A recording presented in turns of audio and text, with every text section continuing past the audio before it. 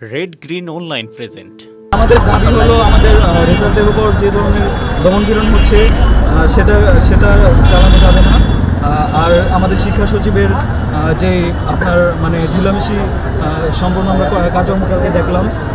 আমরা পুরো দেশের সব ছাত্র সমাজ একটা বিভীষিকাময় পরিবেশে ছিলাম যে আমাদের ছোট ছোট ভাই বোনরা কীভাবে মানে আমাদের নিউজ ফিড শুধু লাশের মর্গ হয়ে গেছে এমন একটা বলা যায়। এই মুহূর্তে আমাদের কারোরই মেন্টালিটি ছিল না যে আমরা পড়ার টেবিলে গিয়ে বসে পড়ালেখা করে ডিভিশন দিয়ে সুন্দর একটা পরীক্ষা দিব। এই মুহূর্তে ওনারা রাত 10টা বাজে আমাদের একটু আগে জানিয়েছেন যে ওনারা মানে একটা সিদ্ধান্তে আসবে পরীক্ষা হবে কি হবে না। 10টা বাজে ওনারা জানালেন পরীক্ষা হবে। এখন এখানে আমরা কিভাবে পরীক্ষাটা দিব আমরা মাথায় এটা চিন্তা নিয়ে আমরা সেটা আমরা জানি। পরে রাত 3টায় স্থগিত করছে, যেটা 3টা পর্যন্ত হামলা হইলো। হ্যাঁ, এখানে আমরা সচিবালয় সেটা একটু বলো না প্লিজ।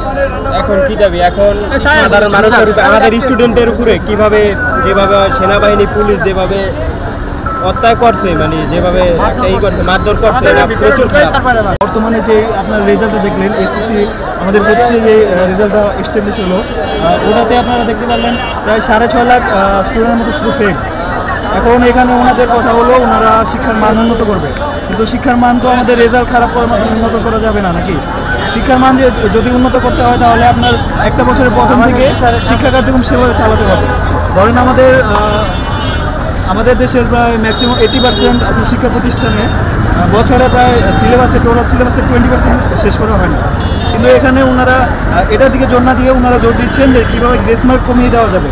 এখন বুঝলাম গ্রেস মার্ক কমিয়ে দিলে আমরা মানে জিপিএর মানটা একটু বৃদ্ধি পাবে, কিন্তু এটা কি আদৌ মানে আপনার এটা স্টাবলিশ থাকবে? কারণ বর্তমানে যে সরকার আছে অন্তর্বর্তীকালীন সরকার। হ্যাঁ, আমাকে একটু সংক্ষেপে তোমাদের দাবিটা বলো সংক্ষেপে।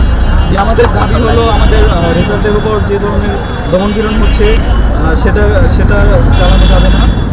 আর আমাদের শিক্ষা সচিবের যে আপনার মানে ঢিলামিশি সম্পূর্ণ আমরা কার্যক্রমকে দেখলাম। আমরা পুরো দেশের সব ছাত্র সমাজ একটা বিভীষিকাময় পরিবেশে ছিলাম যে আমাদের ছোট ছোট ভাই বোনরা কীভাবে মানে আমাদের নিউজ ফিড শুধু লাশের মর্গ হয়ে গেছে এমন একটা বলা যায়। এই মুহূর্তে আমাদের কারোরই মেন্টালিটি ছিল না যে আমরা পড়ার টেবিলে গিয়ে বসে পড়ালেখা করে ডিভিশন দিয়ে সুন্দর একটা পরীক্ষা দিব।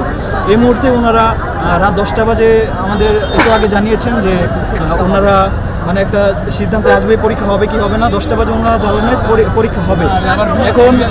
এখন এখানে আমরা কিভাবে পরীক্ষাটা দিব আমরা মাথায় এটা চিন্তা নিয়ে আমরা সেটা আমরা জানি। পরে রাত 3টায় স্থগিত করছে, যেটা 3টা পর্যন্ত হামলা হইলো। হ্যাঁ, এখানে আমরা সচিবালয় সেটা একটু বলো না প্লিজ। এখন কি দাবি? এখন সাধারণ মানুষের উপরে আমাদের স্টুডেন্টের উপরে কিভাবে যেভাবে সেনাবাহিনী পুলিশ যেভাবে অত্যাচার করছে, মানে যেভাবে এই করছে মারধর করছে, এটা প্রচুর খারাপ। এই মাত্র 3জন স্টুডেন্ট আমাদের নিয়ে গেছে, আরো ভিতরে আরো 40-50 জন স্টুডেন্ট আছে, সবাইকে ভিতরে নিয়ে যাচ্ছে। আর বর্তমানে বাংলাদেশ সেনাবাহিনী এরকম বিহেভিয়ার করছে যেটা বলার বাহিরে। এই সেনাবাহিনী হলো বহুত খারাপ।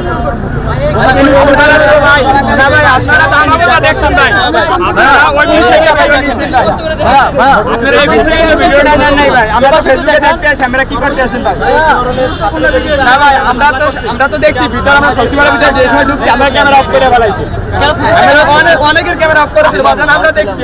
এই বিশেষ প্রতিবেদনটি যদি আপনাদের ভালো লেগে থাকে অথবা উপকৃত হন তাহলে অবশ্যই এই চ্যানেলটি সাবস্ক্রাইব করুন এবং লাইক, কমেন্ট ও শেয়ার করে রেড গ্রিন অনলাইনের সাথেই থাকুন। Thanks to everyone. Red green online.